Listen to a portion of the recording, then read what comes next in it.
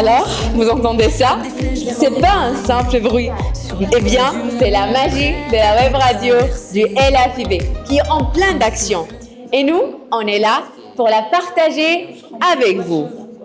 Alors, salut mes amis, salut ma grande famille de la web radio. Comment allez-vous? J'espère que tout passe bien avec vous. Et si c'est Talia El Koumi, et quand Talia est là, ça ne manque pas d'éclat. Ah, ça c'est sûr, comme d'habitude. Bonjour chers auditeurs et auditrices, ici c'est Juliane Mignot, élève de terminale, et je suis ravie d'être encore à tes côtés, Talia, mon duo de choc, pour présenter cette émission.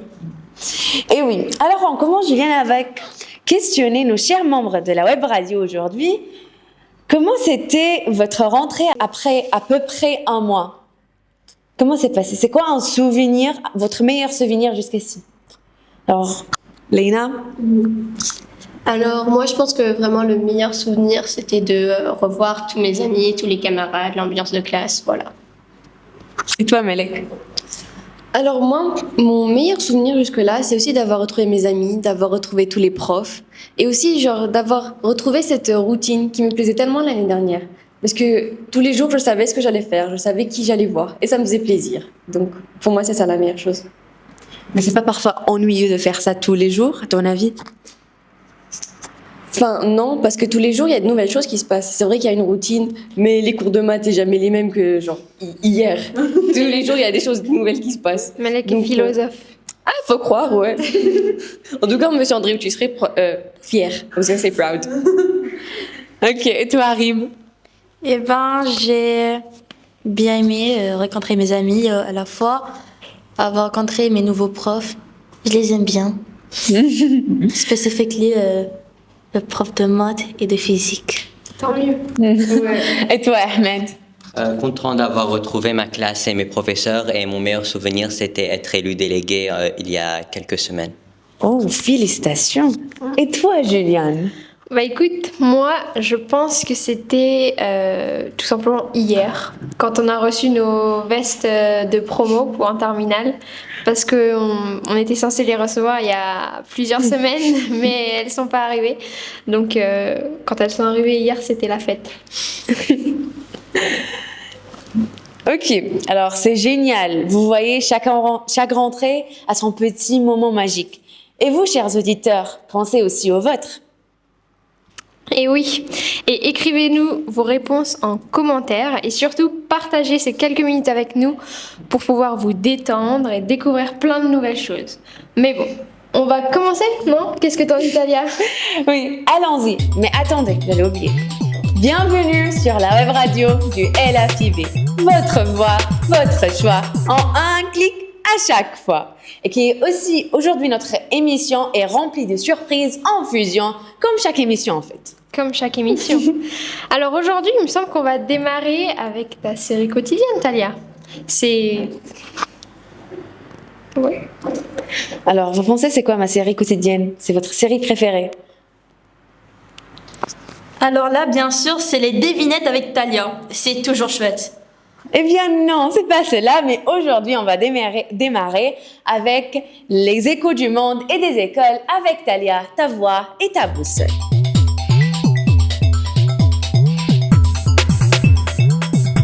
Alors mes chers amis, savez-vous qu'au LAFIB nous avons aussi notre propre élection démocratique? Eh oui, c'est la chambre paritaire. Alors, suivez-nous à la semaine prochaine pour plus de détails. Bon, on commence aujourd'hui avec Juliane qui va débuter notre émission. Allez Juliane, on t'écoute. Et oui, rebonjour à tous. Donc, je vais commencer cette semaine et donc je vais revenir sur quelque chose que Talia a rapidement abordé la semaine dernière, c'est-à-dire la Journée internationale de l'information. Donc j'ai décidé de vous en dire un petit peu plus aujourd'hui.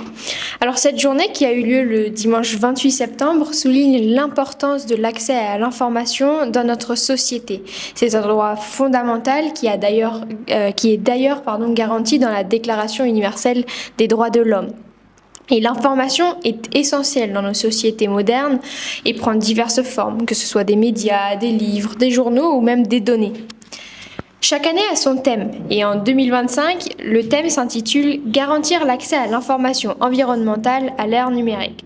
Alors pour faire plus simple, il souligne l'importance d'un accès rapide et complet à l'information environnementale, c'est-à-dire l'information sur les climats, la météo ou les événements environnementaux pour les populations exposées aux risques liés au changement climatique. Mais malheureusement, comme nous le savons tous, l'accès à l'information n'est pas garanti pour tout le monde, et en particulier dans les pays en développement où les infrastructures et les lois sont souvent insuffisantes. Par exemple, en Afrique, moins de 30% des citoyens ont accès à des informations gouvernementales fiables, ce qui est vraiment rien du tout. Pourtant, depuis la proclamation de cette journée en 2015 par l'UNESCO, des progrès ont été réalisés, avec par exemple l'intégration des lois sur l'accès à l'information et des initiatives comme le projet Open Data au Bénin. Mais cependant, des défis tels que la montée rapide des fake news persistent car l'émergence des réseaux sociaux complique l'accès à des informations fiables. Mais alors attention, la faute n'est pas qu'aux réseaux sociaux. En effet, les fake news ont toujours existé.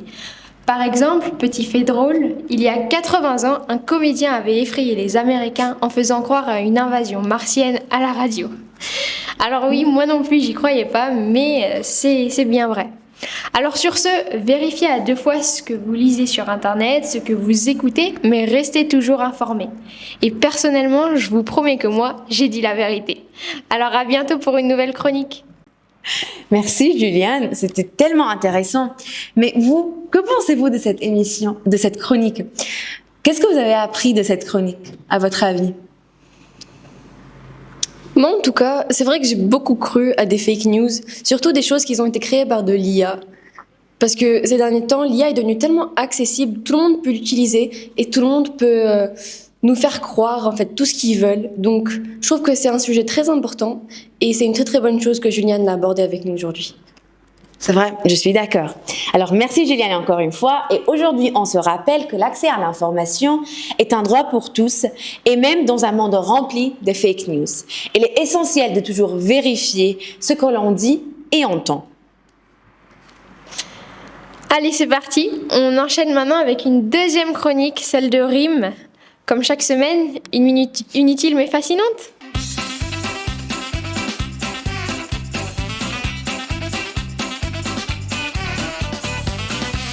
Oh mon Dieu, j'ai trop hâte. Coucou Rim. Alors, qu'est-ce que tu vas nous raconter d'inutile aujourd'hui? Bonjour Talia et Juliane et bonjour à tous et bienvenue dans la Minute Inutile mais fascinante avec Rim. Le 1er octobre, c'est la journée internationale des personnes âgées. Oui, ce jour béni, on rend hommage à ceux qui peuvent te raconter 15 fois la même anecdote sans jamais se fatiguer. Ceux qui pensent que tout peut se soigner avec de la soupe. Mais bon, attention, les vieux, ce n'est pas que des souvenirs et des bonbons mous dans une bonbonnière. C'est aussi des records humains impressionnants. Prenons pour exemple la doyenne de l'humanité connue à ce jour, Jeanne Calment. Elle a vécu jusqu'à 122 ans et 164 jours. Née en 1875, morte en 1997. Elle a vécu 3 siècles, le 19e, le 20e et un bout du 21e siècle. Presque le tout sans jamais connaître TikTok. Et mieux encore, elle a rencontré Vincent Van Gogh. Oui, le Van Gogh. Et voici ce qu'elle en pensait. Il était sale, mal habillé et franchement pas très poli. Iconic. Tu vis plus d'1 siècle, tu survis à 2 guerres mondiales, à la grippe espagnole et tu passes à la postérité pour avoir clashé Van Gogh comme si c'était ton ex au marché. Petit bonus inutile, elle attribuait sa longévité à une alimentation simple, beaucoup de chocolat, jusqu'à 1 kilo par semaine. Donc techniquement, Jeanne Calment a vécu plus longtemps que Van Gogh grâce au cacao. Leçon du jour, sois gentil avec les vieux, ils ont d'expérience, une grande bouche et parfois, ils vivent assez longtemps pour te clasher dans leur mémoire.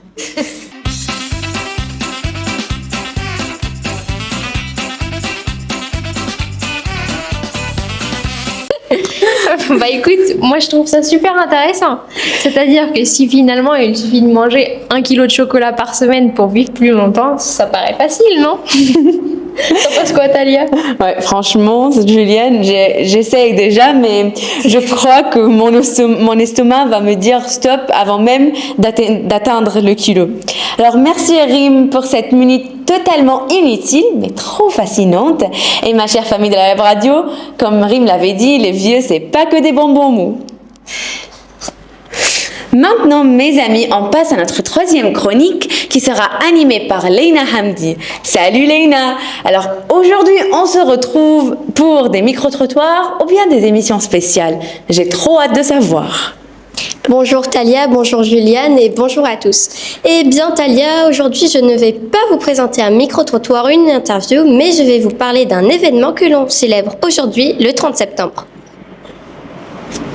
Alors, la Journée internationale de la traduction. En effet, le 24 mai 2017, l'Assemblée générale à l'ONU a désigné le 30 septembre la Journée internationale de la traduction.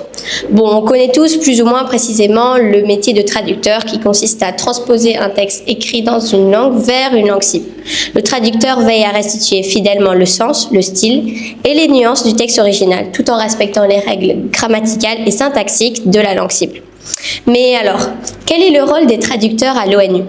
Eh bien, aux Nations Unies, la présence et le travail de traducteurs sont essentiels. En effet, puis plus que 193 pays en font partie, et bien évidemment, leurs représentants ne parlent pas tous une seule et même langue, c'est un peu compliqué pour que chacun des membres se comprenne. Ces spécialistes des langues ont donc un rôle crucial dans le rapprochement des nations et la promotion de la paix, de la compréhension et du développement. En effet, les traducteurs traitent tout type de texte, qu'il s'agisse de déclarations d'États membres ou de rapports établis par des organes experts. Ils sont amenés à travailler sur des documents ayant trait à tous les sujets dont l'organisation s'occupe, comme les droits de l'homme, la paix, la sécurité et le développement. C'est donc ainsi pour rendre hommage aux spécialistes des langues et souligner l'importance de leur travail pour unir les nations, permettre la compréhension et la coopération et renforcer la paix et la sécurité dans le monde que cette journée a été créée. J'espère que maintenant vous en savez plus sur ce métier. C'était Leïna et on se retrouve la semaine prochaine. Merci et au revoir.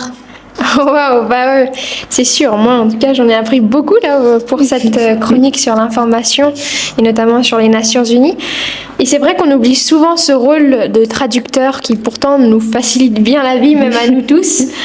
Mais je ne sais pas si vous êtes d'accord, mais moi je trouve que c'est intéressant aussi. En ce moment, on peut se poser une autre question qui est de savoir si ce métier ne va-t-il pas tout simplement complètement disparaître avec les avancées technologiques et notamment l'IA.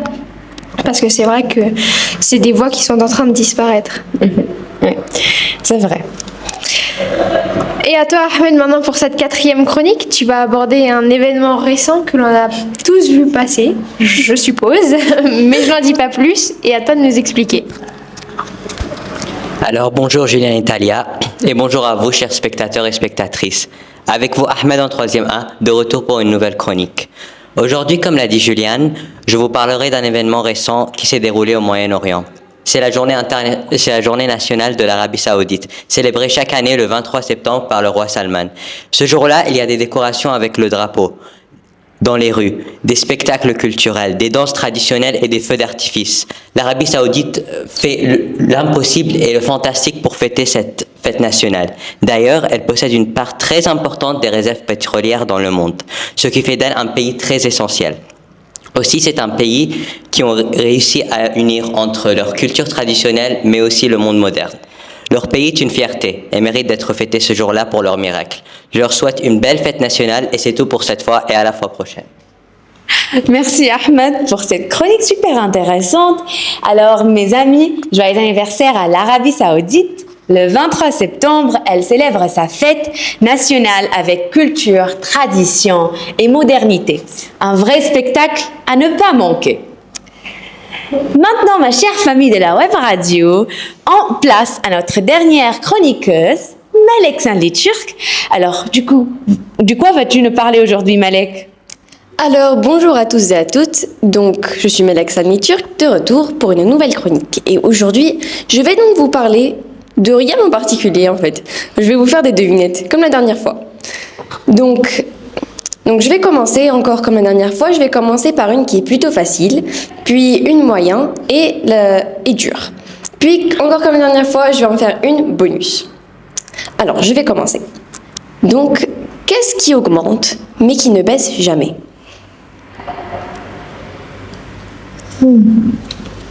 Bonne question. Je vais vous donner un indice, ce n'est pas quelque chose de matériel ou de physique. Alors là. Non? Non, je l'ai pas, moi. Si. Ah, Ahmed, il l'a eu, c'est l'âge. ouais. Alors, la deuxième.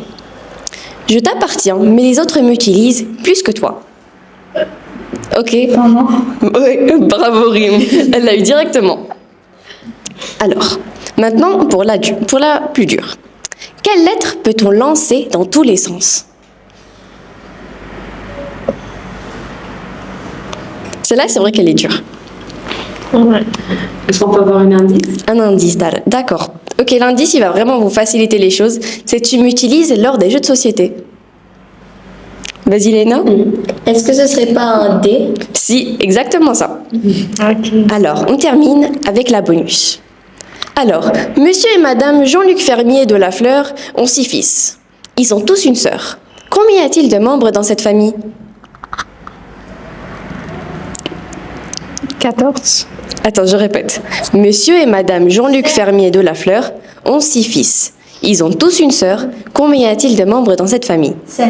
Non, 8, 9. 9. Pourquoi là? Ils partagent la même sœur. Parce qu'ils partagent la même sœur, exactement.